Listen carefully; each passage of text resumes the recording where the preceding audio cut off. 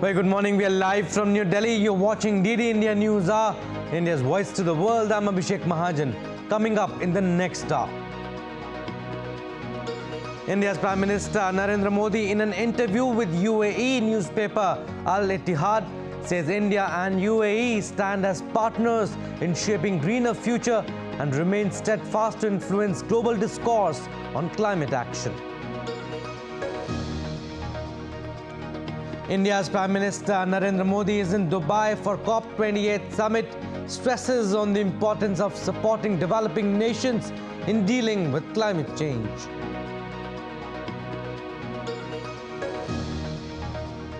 Countries at the UN COP28 climate summit formally approve a deal on a new climate disaster fund.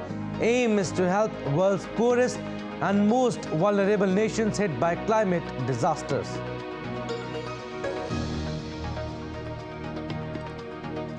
US Secretary of State Blinken says Israel capable of neutralizing threat posed by Hamas while minimizing harm to innocent men, women and children. Move comes after a temporary truce between Israel and Hamas extended for the 7th day. Shreyas Iyer returns as India look to seal series in the 4th T20I against Australia in Raipur. India 2-1 up in the 5-match series.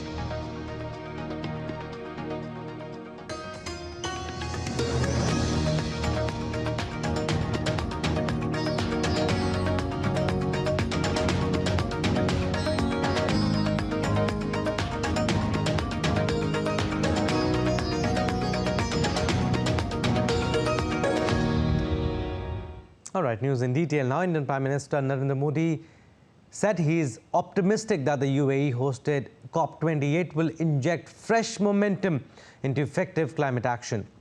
In an exclusive interview to a Dubai newspaper on Thursday, Prime Minister Narendra Modi termed UAE and India as partners in shaping a greener and more prosperous future.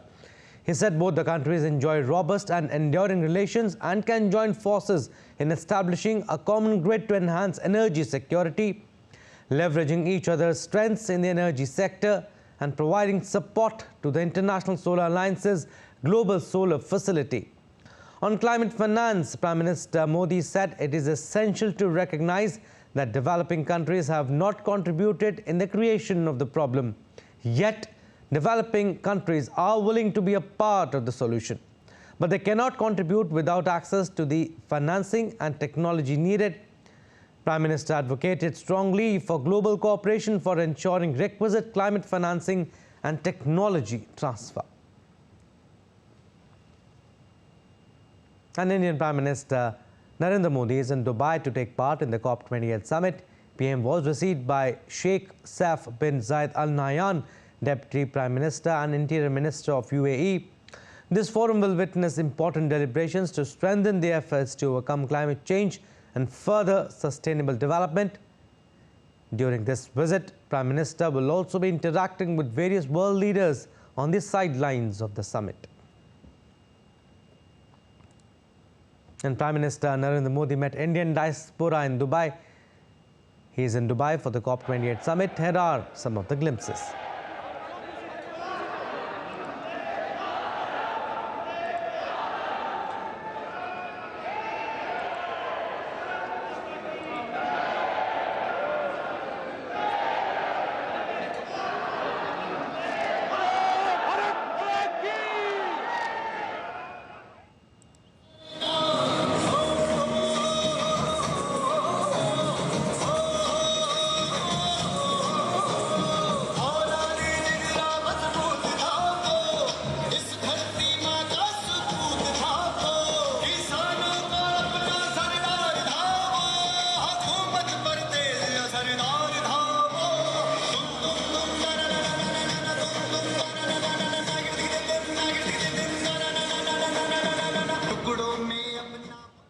DD India correspondent Taposh Bhattacharya spoke to the Indian diaspora in Dubai, who were all chairs for Indian Prime Minister Narendra Modi. Prime Minister Narendra Modi has come to Dubai and there is excitement in the air, and the Indian diaspora were waiting for a long period to get a glimpse of him. Ma'am, you were waiting for a long period? and you get to see him. How was the feeling? I felt so proud after seeing him. I felt so calm after seeing him. And as seeing the Prime Minister of India, I was so proud because he's doing great things for India, and I feel so proud to be an Indian. I felt so unreal. It was very honored. I was very honored to be able to meet the Prime Minister of India. Yeah, very happy to meet you. Prime Minister of India. Yeah. You were here waiting for a long period of time. How was the excitement when you got to see him for the first time? It was all worth the wait. It was definitely worth the wait. It reminded me of my roots and why we're all here. Every second of the wait was definitely worth seeing him in person. I am honored to have been given this opportunity. Okay, what about you? We are very glad to have this opportunity to witness him working with us. Yeah. Right. I have other people also here. So you were here waiting for a long time. What was the feeling? It was a great excitement, and you know the excitement was in seeing the people, and the people, they love Modi ji so much that they were here for 2 hours, 3 hours. This is what the people feel about Modi ji, and he was so energetic. He met everyone. It's a great feeling, and it's always energized. So he's straight from the airport, and everybody would be tired, but he loved to see so many people, and it get engaged. It's a great feeling. You see, Prime Minister Modi is absolutely a crowd favorite here in Dubai, and they are waiting with bated breath to see him. And they are here in large number to get a glimpse of Prime Minister Narendra Modi, who has come here in Dubai to take part in the COP28. With camera person Shishish, this is Taposh Bhattacharya for TD India from Dubai. And this year's UN Climate Summit 28th session of the Conference of the Parties, or COP28, opened in Dubai, United Arab Emirates. At the opening plenary of the COP28, a landmark decision was adopted on operationalization of the Loss and Damage Fund. The decision was strongly supported by India too. COP28, or 28th session of the Conference of the Parties, opened in UAE on Thursday after its presidency was passed to COP28 President Sultan Al Jaber at opening plenary in Dubai. At the onset, symbolizing multinational unity in the face of climate change, delegates approved the COP28 presidency's negotiations agenda during the opening plenary of COP28. We must ensure that this COP delivers the most ambitious global stocktake possible. So let's work efficiently. Let's agree on the agenda and move to text quickly. Summit aims to address some of the most pressing issues related to climate change.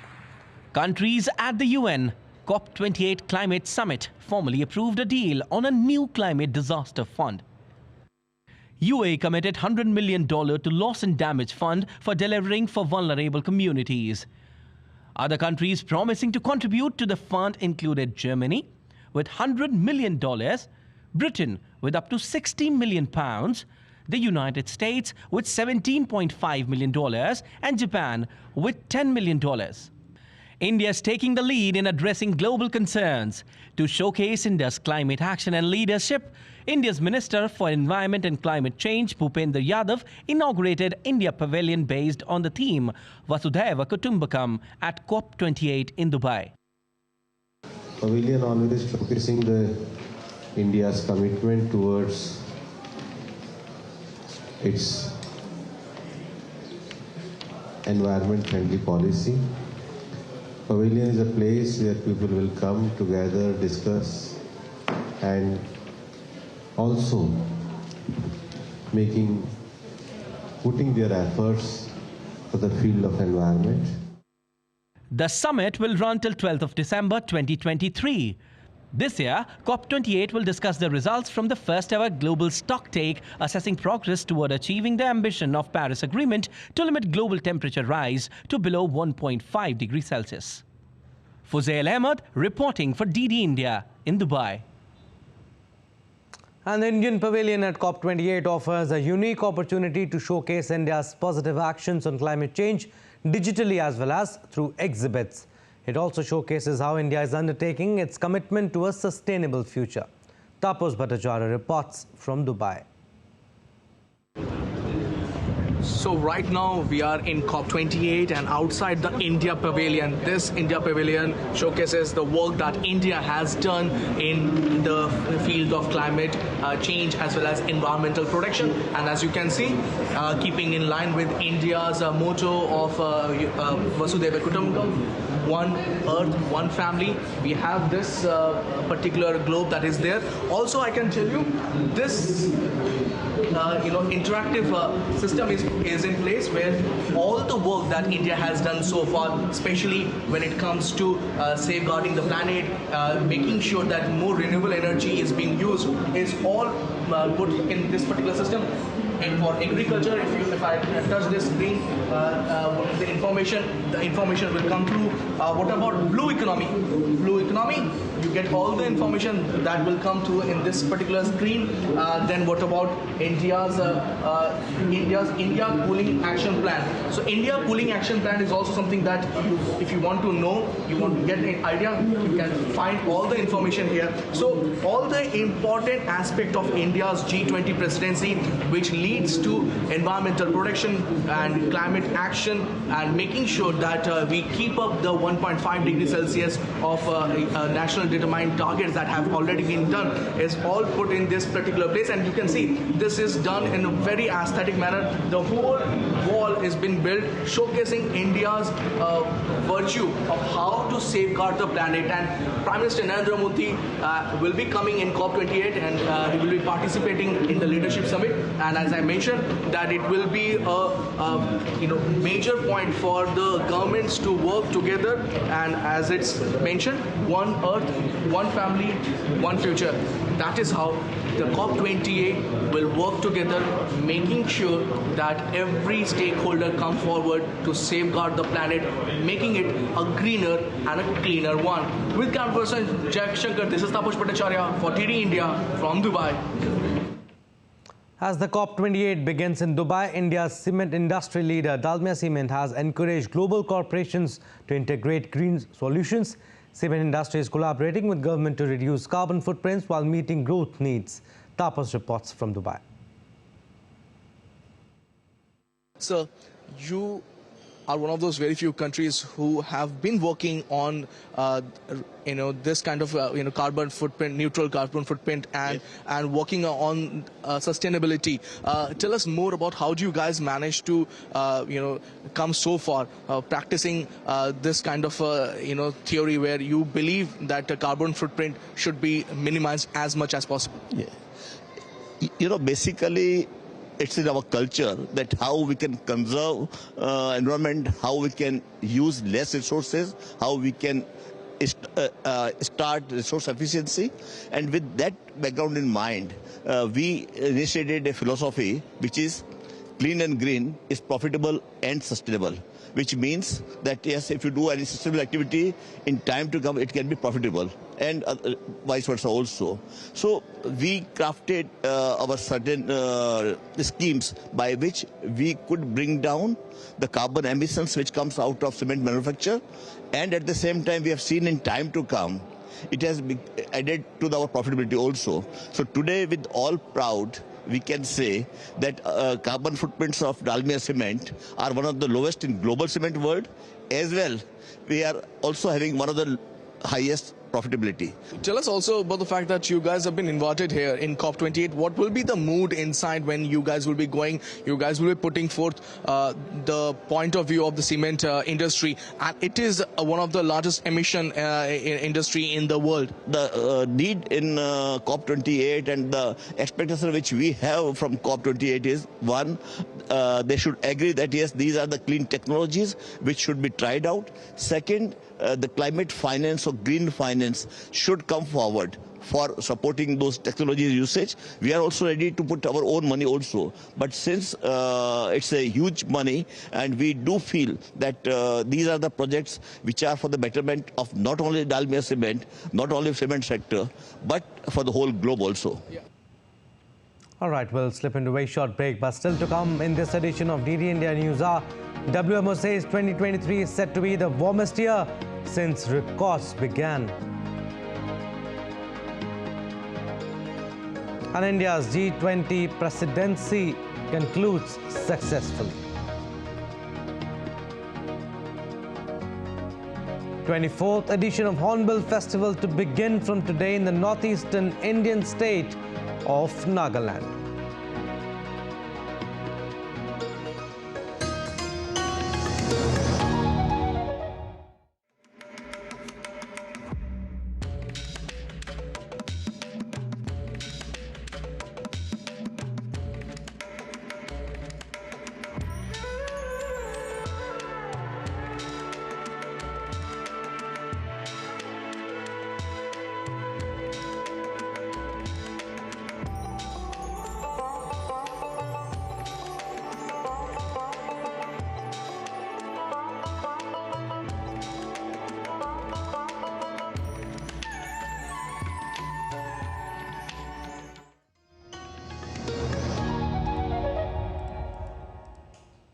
All right, welcome back. You're watching the India News Hour. I'm Abhishek Mahajan. Some more stories. As COP28 kicks off in Dubai, the World Met Organization, or WMO, says 2023 is set to be the warmest year since records began. The UN agency, which is headquartered in Geneva, made the stark warning in its provisional state of the Global Climate Report. DD India's Giles Gibson has more. This report lists a series of records that have been broken in 2023. So greenhouse gas levels, global temperatures and sea levels have all risen to record highs this year. Meanwhile, the amount of sea ice in the Antarctic has melted down to a record low. The Secretary General of the WMO, Professor Petteri Talas, says all of this mounts up to a deafening cacophony of broken records. Meanwhile, the Secretary General of the United Nations, Antonio Guterres, says that we do know how to limit global warming, but that world leaders need to do more. Record global heating should send shivers down the spines of world leaders, and it should trigger them to act. We have the roadmap to limit the rise in global temperature to 1.5 degrees Celsius and avoid the worst of climate chaos. But we need leaders to fire the starting gun at COP28 on a race to keep the 1.5 degree limit alive. The release of this provisional report has been timed to coincide with the start of COP28, with world leaders, climate scientists and activists gathering in Dubai to try to work out how to get efforts to curb global warming back on track. Now, part of the 2015 Paris Climate Agreement was to try to keep global warming below 1.5 degrees Celsius above pre-industrial levels. However, in this report, the WMO is saying that we've already hit 1.4 degrees in 2023, and with the El Niño effect, in 2024 temperatures are set to rise even higher. So as COP28 kicks off with 2 weeks of negotiations in Dubai, it looks like that target of 1.5 degrees is already on life support. Giles Gibson in Rome, reporting for DD India. All right, let's go across to Dubai now, where DD India's Tapas Bhattacharya joins us, where he's covering COP28 summit. Tapas, good morning again. We saw your extensive interviews, and PM Modi gave interview to Al Ittihad newspaper in Dubai also. We want you to highlight the key pointers where he has talked about India and UAE relations and also climate change.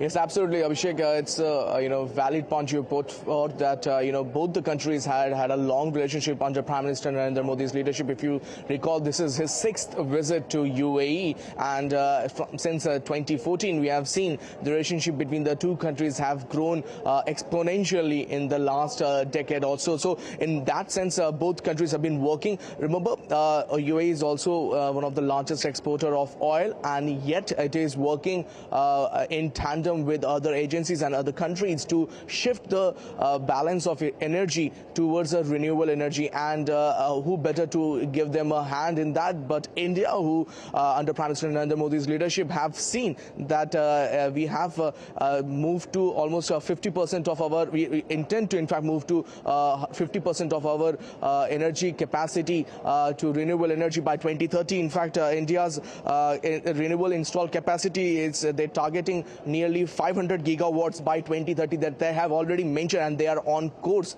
to meet that. Currently, India's renewable capacity is currently at 186 gigawatt, and as I mentioned, the government in its NDC has time and again has reviewed it, and in fact has put forth more ambitious plan, and this is something that UAE would like to take a leaf out of, and both the countries are working, as I mentioned, in tandem, and both the president of UAE has shown, has been, and Prime Minister Modi have shared a camaraderie, and which actually results in this particular shift towards renewable energy focus.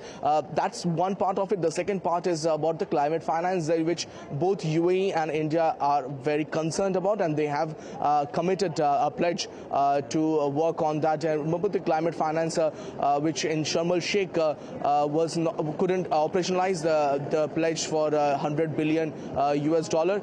In the COP28 on the very first day, it was operationalized. So that's a huge point, for both the countries, and they are also working on green credit, which is another point that Prime Minister Narendra Modi has been talking about in his mission life. These are major points where both the countries are working. As I mentioned, UAE has its whole economy is based out of oil, but it's all started to shift towards a much more service-based sector. We know for a fact that most of the currently the financial world is coming to Dubai. It is shifting to tourism also. It's pushing the tourism sector quite heavily. And as I mentioned, it's taking a leaf out of India's book of having a sustainable lifestyle mission, which Prime Minister Narendra Modi has been talking about. Abhishek. Tapas also, talking about the COP28 summit where it's happening in Dubai. Being a developing nation, India's role at COP28 summit remains crucial, in fact very crucial this year. We want to know from you what role India would play at COP28, you think?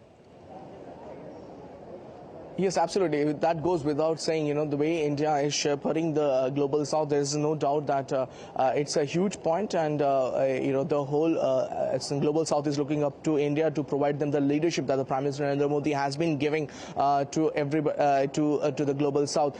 Just to put forth, more than 700 million people still doesn't have electricity in Africa. So who's going to put forth their views? Who's going to give the voice to their concern? It's India who has been championing that, and as I mentioned earlier also, it's high time that if you really want to limit the greenhouse effect, if you really want to work on that, it is imperative that India takes a lead role in that. As I mentioned, 1.5 degrees Celsius was promised in Paris Climate Agreement. Currently, we are in the threshold, and if the situation doesn't improve quite drastically in the next 5 to 6 years, it will be very difficult to stick to the 1.5 degrees Celsius threshold that the countries have already established in the Paris Agreement. So it is imperative that all the countries come together. It is a stock-taking summit. So COP28 is expected to be quite volatile, as all the countries will put forth what exactly they have done in their NDC targets, and will come up with exactly what needs to be done. So that point has to be put forth, and all the countries, including India, will like to work together, as all the stakeholders will come together to walk the talk, and not just put lip service to the cause of environmental protection and climate justice, but actually do the needful and limit the cascading effect and domino effect of climate change in the world. Right, Prime Minister Narendra Modi taking part in the COP28 summit. He is also scheduled to take part in high-level side events too, and he'll hold several bilaterals also. Thank you for the time being, Tapas. You have a busy day ahead. We'll keep taking updates from you. Moving on to our next story now. The Australian and Indian High Commissions to the United Kingdom co-hosted the inaugural Indo-Pacific Conference in London to strengthen Indo-Pacific resilience on Thursday. Indian High Commissioner to the UK, Vikram Doraiswamy, said the focus is to create opportunities for everybody to partner in an Indo-Pacific approach.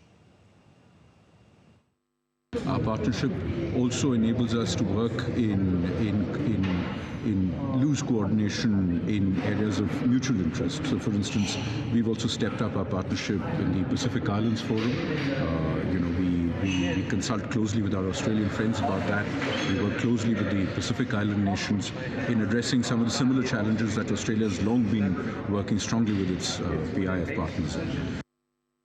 And as India formally hands over G20 presidency to Brazil, here's a look at how 200 hours of non-stop negotiations, 300 bilateral meetings and 15 drafts went into achieving consensus, paving the way for G20's adoption of New Delhi Declaration. It's been 365 days since India took over the G20 presidency. Not only did it manage to cut through conflicting views on the contentious issue of Russia-Ukraine, but also able to bring about a consensus in the G20 declaration drawn up at the New Delhi summit. The interests of the few had to give way to the aspirations of the many. The induction of the 54-nation of African Union and giving voice to the Global South were significant diplomatic breakthrough achievements. सबका साथ की भावना से ही भारत ने प्रस्ताव रखा था कि African union को G20 की स्थायी सदस्यता दी जाए। मेरा विश्वास है कि इस प्रस्ताव पर हम सबकी सहमति है। The summit held this year helped developing countries take their rightful place in shaping the global narrative. High-profile outcomes included progress on digital public infrastructure, crypto regulation, reform of multilateral development banks. For the first time, climate financing placed $5.9 trillion for green financing requirements of developing countries. India's presidency was really impressive on the SDGs and also in developing digital public infrastructure for the other countries. Women-led development was at the heart of India's G20 presidency, where countries will now focus on promoting inclusive and non-discriminatory digital economy for women. As India hands over the ceremonial gavel of the presidency to Brazil, it will hope that multilateral forums like G20 will continue to be inclusive, ambitious, action-oriented and decisive. With the successful negotiations of the New Delhi Declaration, the world witnessed how India set the tone for its emerging global leadership and effectively communicating what responsibility it wants to bear in the near future. Jessica Taneja for DD India in New Delhi. All right, now let's take a look at other stories making news today. The 24th edition of Hornbill Festival will begin from 1st December in the northeastern state of Nagaland. December 1st also marks the Statehood Day of the hilly state. The festival will witness the US, Germany and Colombia as partner countries.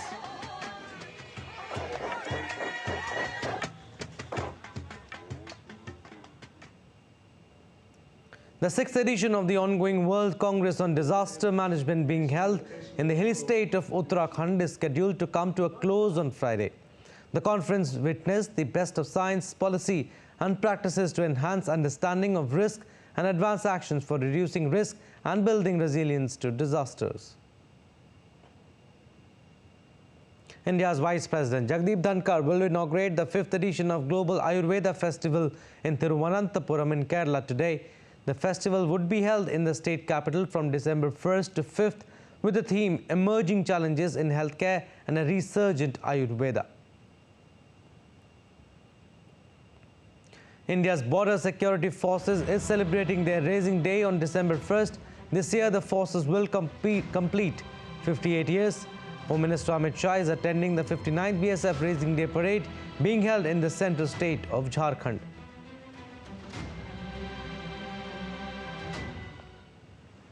And as World AIDS Day is being observed globally on December 1st, to highlight the message and importance of the day, famous Indian sand artist Sudarshan Patnaik creates sand art on the beach in Puri with the message of keep the promise. In the Indian city of Firozabad, Viksit Bharat Sankalp Yatra was also flagged off in rural areas. Stalls of various departments were set up in the Vikas Bhavan grounds and Ayushman cards were distributed to the beneficiaries. Various schemes of the central and state government were also publicized at the stalls. People from across the district participated in the program.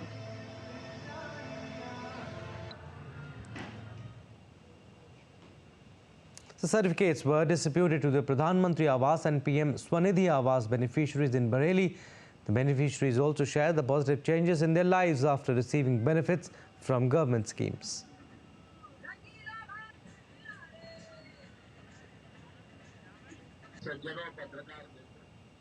All right, we'll slip into a short break. Still to come on this edition of DD India News Hour. Russian missile attacks Ukraine's eastern Donetsk region, which kills 2, 10 wounded.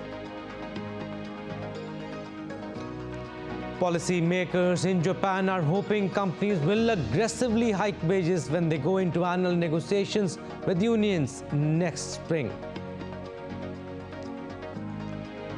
On World AIDS Day, UN report highlights how world can end AIDS by 2030.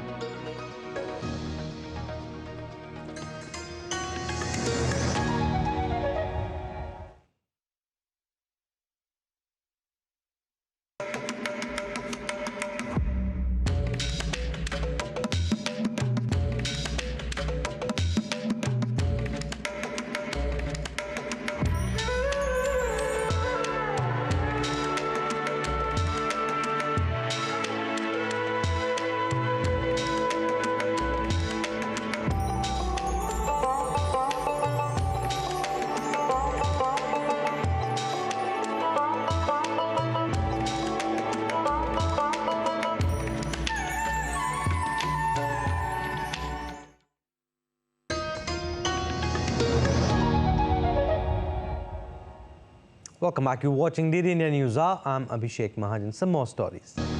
India's Prime Minister Narendra Modi, in an interview with UAE newspaper Al Ittihad, says India and UAE stand as partners in shaping greener future and remain steadfast to influence global discourse on climate action. Countries at the UN COP28 Climate Summit formally approve a deal on a new climate disaster fund. Aim is to help world's poorest and most vulnerable nations hit by climate disasters. Shreyas Iyer returns as India look to seal series in 4th T20I against Australia in Raipur. India 2-1 up in the 5-match series.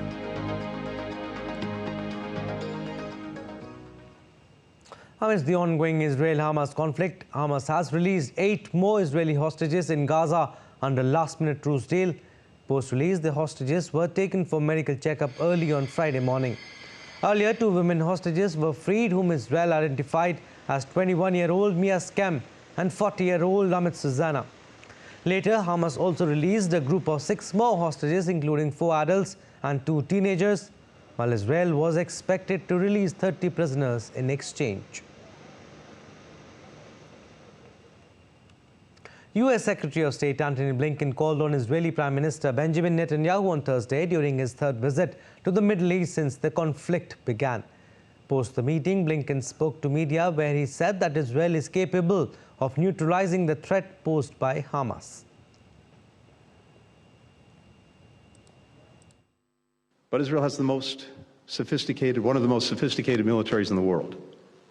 It is capable of neutralizing the threat posed by Hamas while minimizing harm to innocent men, women, and children. Well, updates now on Russia-Ukraine war. Russian missile attacks Ukraine's eastern Donetsk region on Thursday. 2 people were killed and 10 were wounded, including 4 children in the attack. As per Ukrainian officials, a family of 3 were believed to be still trapped under rubble following overnight missile attacks.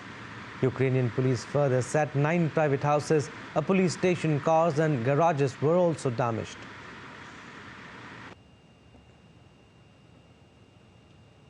Ukraine's President Volodymyr Zelensky visited a central Kharkiv metro station used as a school due to frequent Russian airstrikes on Thursday. He talked to the children and asked them about the details of their studies. Kharkiv has built dozens of classrooms and metro stations to allow some people to return to in-person teaching. Earlier that day, Zelensky had also visited troops near the Kupiansk sector of the front line in the country's northeast, thanking troops for their sacrifices.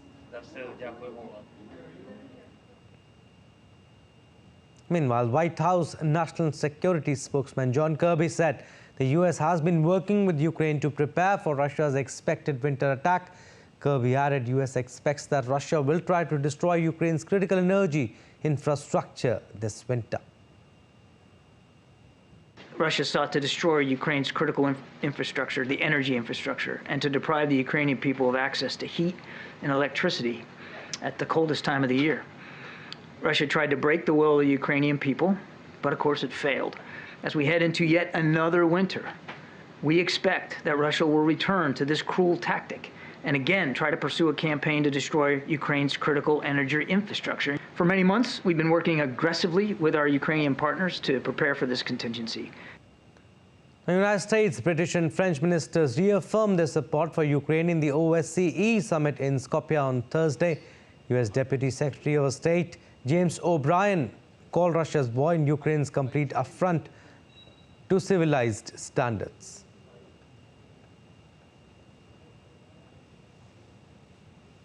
Meanwhile, UK's Minister for Armed Forces James Heappey stated that his country would keep providing Ukraine with economic, military, humanitarian and diplomatic support.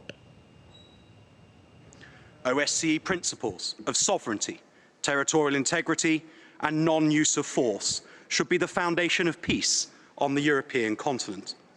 Russia has trampled on these principles with devastating results. Ukraine is fighting not just for its freedom, but the right of all nations to make sovereign choices free from coercion. Sustaining Ukraine's success means sustaining our support. The UK will continue to provide the economic, military, humanitarian and diplomatic support to ensure that Ukraine prevails.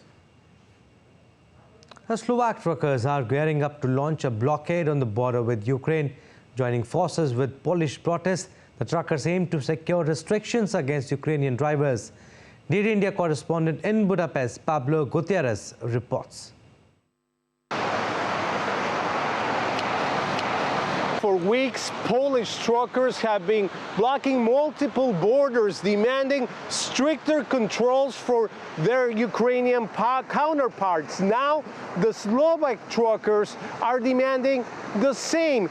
Recently, UNAS, which is Slovakia Truckers Union Association, in a Facebook statement, they published that we cannot leave them, meaning the Polish truckers, alone in this fight. Now, the catalyst for all of this protest stems from an exemption granted to the Ukrainian truckers that basically allows them to transport goods and products across the European Union without any permits. This happened right after the invasion of Russia into Ukraine back in February 2022. Now, the truckers argue that their Ukrainian counterparts are giving better deals and they are getting more businesses, and they say that they cannot compete with this and that this is unfair to them.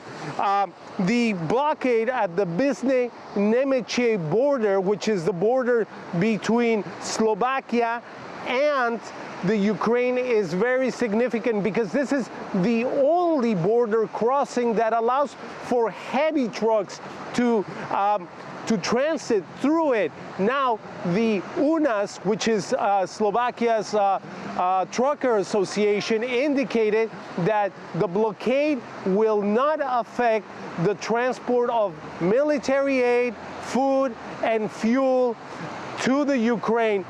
They said they are going to respect that, but they are calling for better conditions and for the EU to step in and basically help them alleviate this situation. In Budapest, I'm Pablo Gutierrez reporting for DD India.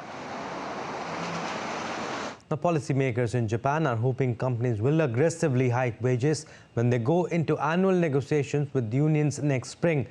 Several unions have said they will be seeking pay increases of more than 3%. Economists in Japan say wages need to begin growing faster than the rising cost of living. The National Bank is also waiting for wages to increase naturally before it can begin normalizing its ultra-loose monetary policy. All right, for more details on this, we are joined by DD India's Japan correspondent, Chris Gilbert. Good morning, Chris. Fill us in on what unions are likely to ask for at next year negotiations. Good morning. Yeah, well, a few unions now have come out with their expectations or what they would like to see as a result of these negotiations next spring. The largest trade union, Confederate Rengo, is going to ask for 5% pay increase. UA Zensen, which is another large union, 6%.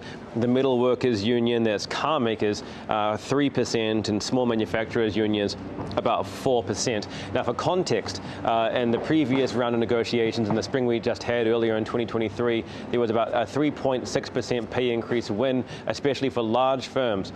But the cost of living, the consumer price index is rising year on year between 3 and 4% every month for the last few months. And economists say it is pivotal that wages do outpace that rising cost of living. And so this is what they're going to be looking for. A lot is riding on this, especially for the unions. They historically like to pursue conditions, workplace conditions.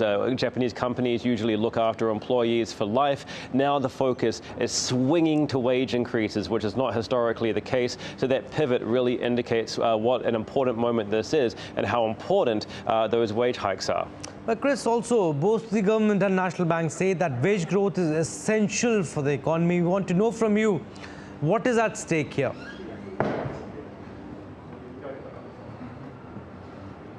Yeah, so both monetary and fiscal policy is really looking for natural growth in wages. The cost of living rise in Japan can really be put down to, for the most part, the rising value of import commodities. Now, import prices are increasing because while other major economies like the US for the last year or so have been aggressively hiking interest rates to battle inflation, Japan's national bank has not been doing so. In fact, it's kept its interest rates very, very low to really spur consumer activity coming out of the pandemic. But what that means, what that divergence means, the yen is very weak, the cost of imports is very high, and consumers are seeing that in their utility bills and at the till as well. Now, the Bank of Japan says it wants to slowly back away from that monetary policy. There's a lot of speculation about how it's going to do so, but it says it wants wages to grow naturally. That puts a lot of pressure on employers, and the government is stepping in, as we saw earlier this week,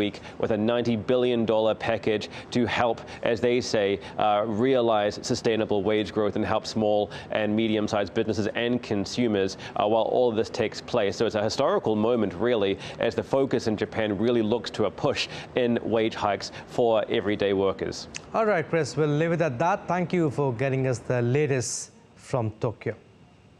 Moving on to our next story now. North Korean leader Kim Jong-un visited Air Force headquarters and called for the military's readiness to respond to any provocation by enemies. Kim and his daughter visited the Air Force headquarters to mark the country's Airmen Day, involving a stop at a fighter wing where the pilots staged an air show. Kim also rolled out operational strategic guidelines to improve the military's readiness and war capabilities. North Korea last week successfully launched its first reconnaissance satellite, which was designed to monitor US and South Korean military movements amid vows to deploy stronger armed forces and new weapons on its border with the South.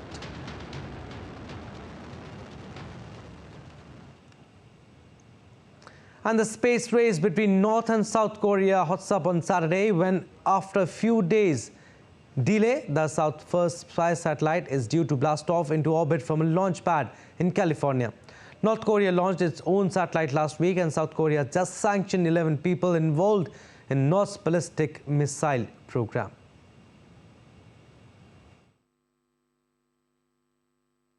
South Korea usually uses other countries' rockets to launch its satellites, and they're sort of for looking at things like land cover, helping farmers, and so on. This is the first satellite, as you say. This is the first spy satellite. The launch was postponed yesterday because of high winds at the Vandenberg Air Force Base in California. And it may well be postponed again tomorrow. We don't know yet. the idea is that although America and Japan as well are becoming more generous with the information that they share with South Korea and share with each other about what's going on in North Korea in particular, and to a lesser extent China, if you have your own spy satellite, you can start looking at North Korea when you want to. You're not relying on the Americans having a spy satellite in the right place at the right time. South Korea gets a certain amount of independence by launching this. And this is actually the first of 5 satellites in total that it wants to launch. They're all going to be launched on a SpaceX rocket, a private sector rocket, rather than American government or military rockets. All right, time now for another short break, but still to come on D-Day India News Hour. Fight against gender-based violence intensifies. In cricket, Vice-Captain Shreyas Iyer returns as India look to seal series against Australia. The match will be played today. And US President Joe Biden lights the national Christmas tree.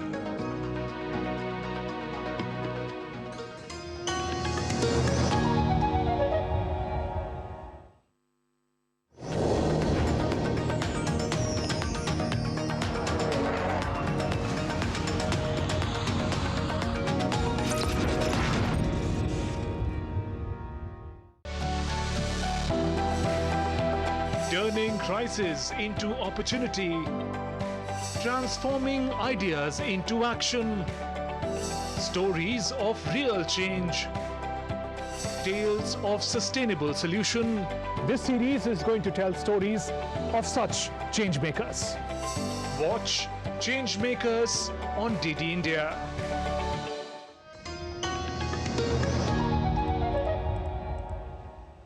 Welcome back. You're watching DD India News Hour. I'm Abhishek Mahajan. HIV/AIDS is a global health challenge affecting millions, with new infections declining, treatment options improving, ongoing research for a vaccine, and the support of organizations and individuals worldwide. Hope shines through. Today on World AIDS Day, let's explore the progress made and the road that lies ahead. Human immunodeficiency virus, commonly known as HIV, is a major global health challenge. It causes acquired immunodeficiency syndrome, that is AIDS, and impairs the body's ability to fight infections. According to World Health Organization, in 2022, there were approximately 39 million people living with HIV worldwide, with 37.5 million being adults and 1.5 million being children. About 53% of those affected were women and girls. The number of new HIV infections has seen a decline of 38% since 2010 and 59% since the peak in 1995, with an estimated 1.3 million new cases in 2022. HIV primarily spreads through sexual contact, as well as through blood products and mother-to-child transmission. Early symptoms of HIV infection may include flu-like symptoms such as fever, chills, rash, night sweats, muscle aches, and so on. While AIDS symptoms include weight loss, fever, fatigue, and recurrent infection and other neurological disorders. While there is no cure for AIDS, adherence to antiretroviral regimens can slow down the disease progression and prevent complications. Vaccines for HIV are still being developed. In India, the estimated number of people living with HIV/AIDS in 2019 was around 2.34 million. The HIV prevalence in the country has been decreasing since 2000 and stabilizing in recent years. Efforts are being made to combat the epidemic through the National AIDS Control Program. Although challenges persist, progress has been made in reducing stigma and promoting safer behaviors. With continued support, education, and access to treatment and prevention methods, we can strive towards a future where HIV/AIDS is effectively managed and the number of people affected is minimized. Sujata Lochab, DD India. Nearly 1 in 3 women have experienced physical or sexual violence at least once in their lifetime. This is according to UN figures. Campaigners say leaders must put their money where their mouth is and invest in protecting women. DD India correspondent Sally Patterson reports. Melissa St. Ville says she's been fighting all her life. Growing up in a broken home, the violence she faced left lasting scars. I've been molested inside my home. You know, I've been getting beat up and abused since the 1st grade all the way up to the 6th grade. Got sent out to the country. You know, so boxing really saved me, because now, you know, it showed me how to defend myself. It teaches me discipline and everything, and I needed that, because if I didn't have boxing, I don't know where I would have been.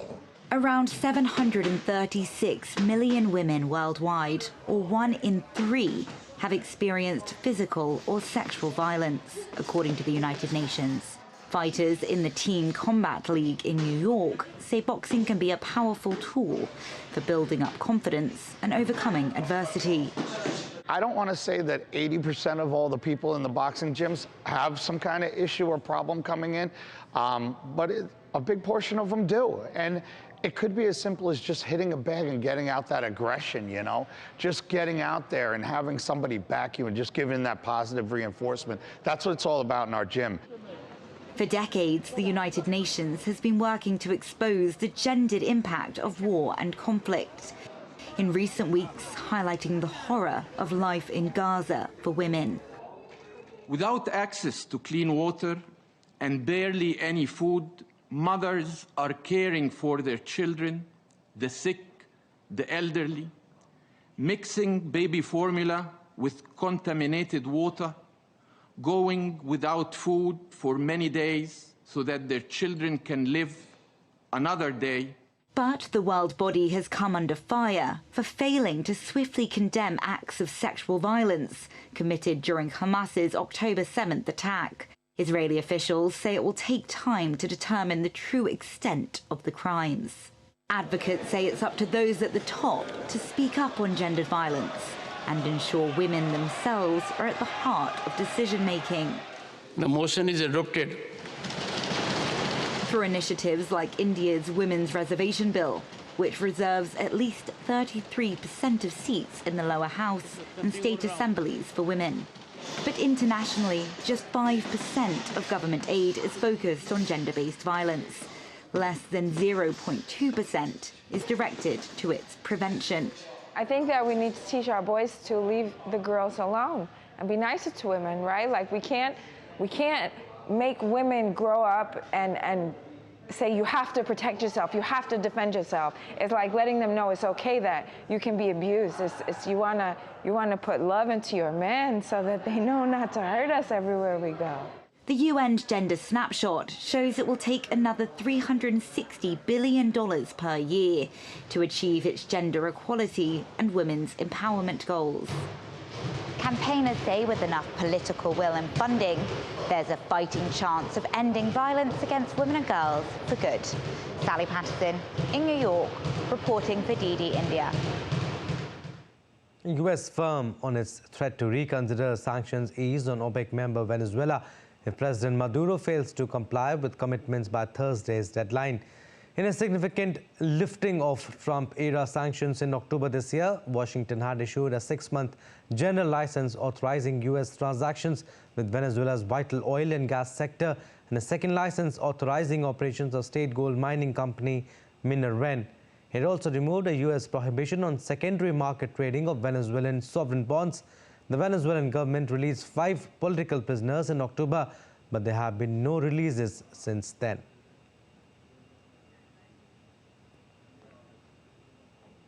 All right, time now for some sports updates. We'll start with soccer auction. 6 shirts worn by Lionel Messi during the 2022 World Cup are expected to fetch $10 million, becoming the most valuable collection of sports memorabilia. The collection includes the shirts worn by this player during the first half of the final in Qatar. Bidding will be open on December 14th. And France's Arthur Fils and Serbian Hamad win group matches to reach ATP Next Gen finals. Fils beat Dominic Striker on Thursday and secured his top spot in the ATP Next Gen finals green group. On the other hand, Serbian Hamad Medjedovic topped Red Group, beating Jordan's Abdullah Shelbai. Medjedovic's win over Shelbai meant Luka Van Assich of France also reaches the semi-finals. Wales will open the semi-finals on Friday against French compatriot Van Asch, with Medjedovic to face striker immediately afterwards.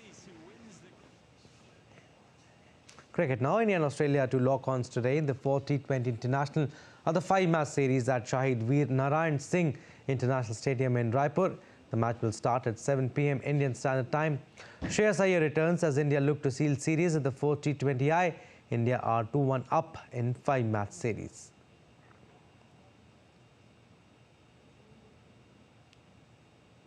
Now, U.S. President Joe Biden and First Lady Jill Biden attended the 100th annual U.S.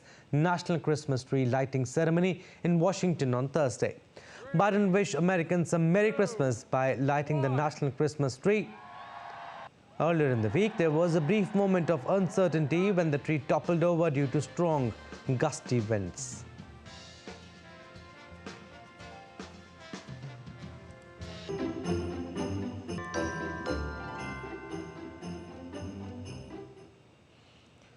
All right, that's all for this edition of DD India News Hour. But do let us know your thoughts on the news of the day. You can connect with us on Facebook, X, formerly Twitter, and Instagram.